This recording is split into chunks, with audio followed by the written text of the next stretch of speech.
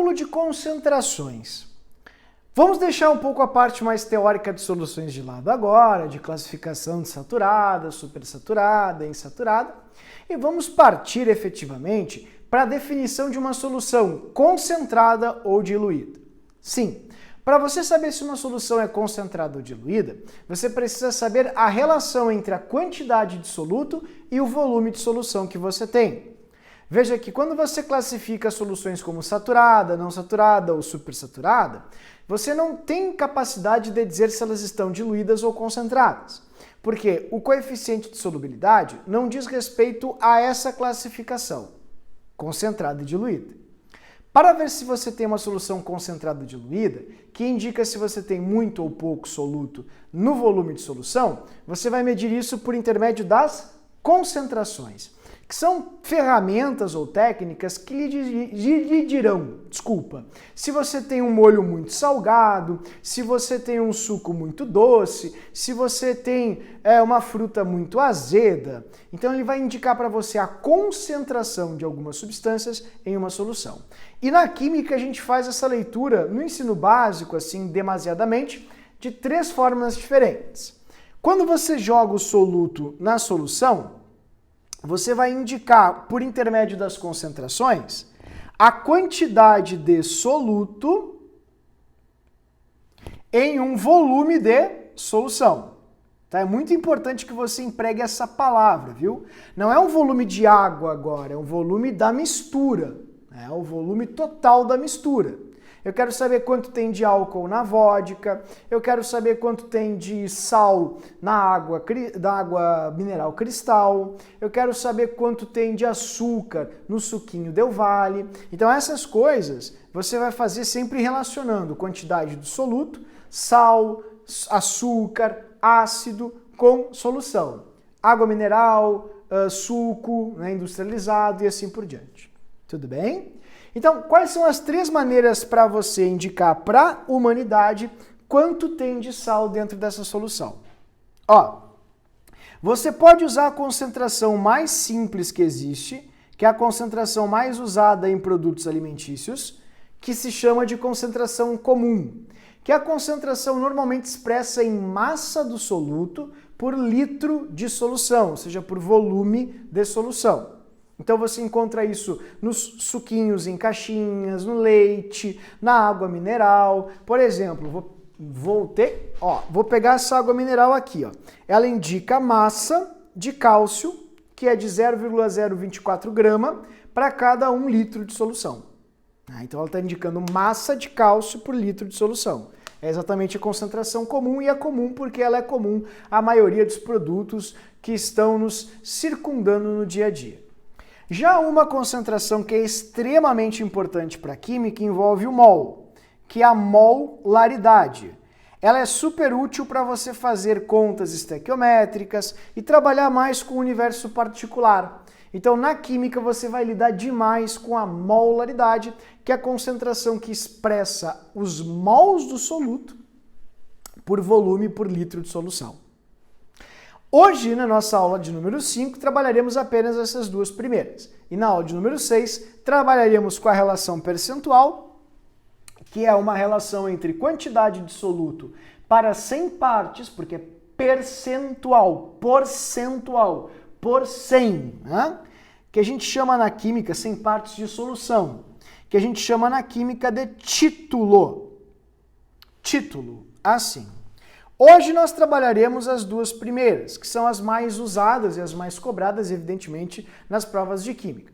E na semana que vem, ou na aula 7, no caso, trabalharemos a concentração percentual, que é a concentração de título. Tudo bem? Vamos começar então devagarinho, vamos começar aqui com a relação de concentração comum, que tem muito mais relação direta e intrínseca à sua noção de volume, de muito, de pouco, de 100 ml, de 200 ml. Eu gosto muito de dizer para os alunos, quando eles trabalham com soluções, que é legal que você, ao ler, por exemplo, 100 ml, leia já como 1/10 de litro. 200 ml, 1/5 de litro. 250 ml, 1/4 de litro. Isso vai te ajudar muito a fazer leituras volumétricas fracionárias. e vai anotar também na sua cabecinha a seguinte relação. Se eu tenho uma solução com 1/4 de litro e a pergunta é para 1 litro, eu quero 4 vezes essa solução. Se eu estou tomando o meu todinho e diz que tem 20 gramas de açúcar para cada 200 ml de todinho, significa que cada 1/5 do todinho, né, de 1 litro, 1/5 de litro de todinho, tem 20 gramas de açúcar. Se eu tomar 1 litro de todinho, eu vou tomar 5 vezes isso. Então essas coisas de dia a dia são essenciais e as provas usam muito isso e o aluno se beneficia bastante fazendo a gradação ou graduação volumétrica das soluções. E vou enfatizar bastante isso a partir de então. Vamos lá? O que é concentração comum? A concentração comum ela indica a massa. E essa massa, antigamente era muito popular usar só gramas, mas você pode usar miligramas, microgramas, né, que é um valor 1000 vezes menor que o miligrama. Isso é muito comum em remédios. Ora, você vai tomar, por exemplo, um remédio, um gotinha, você vai ler às vezes, tem 50 microgramas por ml de remédio. Veja que é uma concentração comum também, porque ela está expressando o volume do remédio e quantidade de soluto, que é o princípio ativo do remédio. Só que ela não é expressa em gramas por litro, ela é expressa em micrograma por ml. É possível? Sim. Por isso que a concentração comum, hoje, para ter uma definição mais oxigenada, mais assim, abrangente, a gente pode dizer que é a indicação da massa do soluto por volume de solução. Contido, né, o soluto contido em um volume de solução. Tá? Então esse volume pode ser em litro, mililitro, microlitro, metro cúbico, por que não? Vai depender muito, obviamente, da circunstância ou da situação, do caso que você está analisando. Tudo bem? Trouxe aqui para você um exemplo bem bobinho, então, para a gente lidar com a concentração comum e para você perceber se isso faz ou não sentido. Vamos supor que eu queira analisar qual é a quantidade em gramas por litro de sal nessa água que eu estou analisando aqui. Então eu tenho uma amostra de água que tem 250 ml e esses 250 ml de volume de água salgada contém dentro desse tamanho, dessa dimensão, 20 gramas de sódio. A pergunta é, qual é a concentração em gramas por litro? O que normalmente o aluno faz de errado na interpretação dessa questão? Ele não lê com ênfase grama por litro. Como assim tem que gritar? Grama por litro? Não, querido, pelo amor de Deus, coisa patética. Não, a ênfase que tu tem que dar é uma ênfase quanto à apreensão do que isso significa. Como assim? Sabe o que significa grama por litro? Se houvesse um litro, estou usando de novo a conjunção condicional, se houvesse 1 litro, quantos gramas eu teria? Aí você pensa, não, beleza, é fácil, porque se eu tenho 250 ml e em 250, que é 1/4 de litro, eu tenho 20 gramas, então se eu tivesse 1 litro, que seriam 4 copinhos como este, eu teria 20 vezes 4, que vai dar 80 gramas. Então essa minha análise foi uma análise super simples, super basal, e é assim que você deve fazer. Olha como é que você faz. Você vai puxar aqui, você vai ter 20 gramas de sódio em, vamos colocar aqui, 250 ml de solução. 250 ml de solução. A pergunta da questão é, quantos gramas você vai ter de sódio? Então vamos puxar aqui uma flechinha sutil. Assim, quantos gramas de sódio? Vamos colocar o X.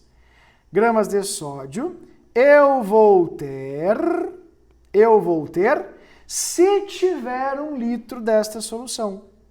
Então vamos puxar aqui o litrinho, vamos botar aqui litro, se eu tiver 1 litro, que corresponde a 1000 ml de solução. Prontinho. Vou só colocar 250 aqui, né? Porque não são 200, são 250. Tá? Então, você que estava aí já ansioso, estava se debatendo para xingar o professor, prontinho, já arrumei. Tá aí prontinho. Então, daqui para cá, querido, você tem um aumento de 4 vezes. Daqui para cá, você tem que aumentar 4 vezes também. Deste modo, perceba, seu x vai ser igual a 80 gramas. Desse jeito. Certo? Então, é bem fácil, bem bobinho, super simples e é sempre uma prerrogativa da hipótese. Você quer saber uma hipótese? Se eu tivesse 1 litro, quantos gramas eu teria?